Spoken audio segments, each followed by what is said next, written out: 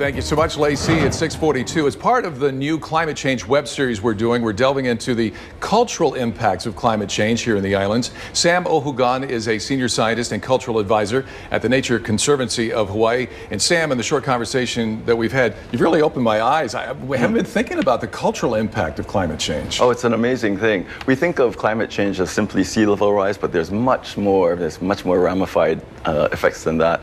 For example, fish ponds have always been at that dynamic interface between ocean, a stream, and the land.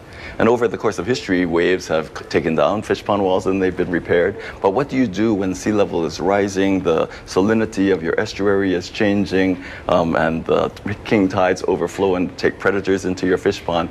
At a certain point, you begin to look at projecting where climate change is going to move the coast, where the new sweet spots for fish ponds will be, and new ones to build. And as the salt water creeps into land, there's other issues. The lo'i, for instance. Oh yes, a lot of the lo'i are low elevation. Like in Hanalei, it's right on the estuary, and so as sea level rises, they're going to get saltier, and we'll have to move those lo'i and anticipate where they're going to go. Okay, that's low elevation. I mean, even at the very top, the highest elevations, the snow might be gone. Sure, and snow on Mauna Kea is just one of the effects. Actually, with many of the models, the inversion layer is going to be pushed down, and so that means that the dry zone at the top of the mountain is going to expand, and the important montane wet forest, that's the watershed for all of us, is going to be contracted as the lowlands also increase in their temperature and their dryness. Well, you start to think about this. I mean, so many native plants and animals are going to be impacted by these changes. Yes, many of them live on the edge right now, right, as a result of the history of landscape change.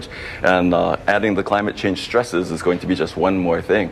What's important to think about is, where do the models show these zones shifting, and can we get ahead of the game by doing our restorations in anticipation of climate change? What can we change? What can we move? How do we protect this culture? Well, for example, any plant or animal that's important to Hawaiian culture has got a zone, has got a range, and has all these requirements. And we need to understand those requirements and start paying attention to what climate change is going to do to them, if we're going to see them remain in their sweet spot into the future. Sam, just like you've opened my eyes, you've opened the eyes of many who are watching. What can someone do to learn more, to maybe do something to help this situation? Well, you know, when you think about climate change, stop thinking about it as just sea level rise and houses on the coast.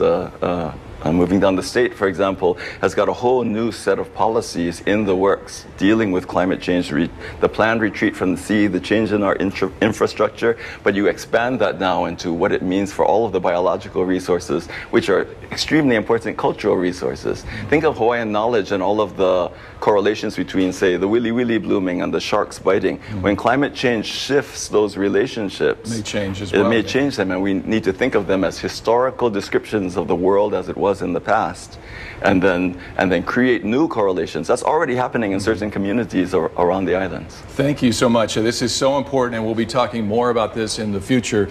Sam Ohu Gon from Nature Conservancy of Hawaii. I want you to head to the Hawaii News Now website for more on our new climate change web series. We'll have more in-depth stories each week on different topics, including the long-term effects of climate change on our islands and the world. We'll be right back.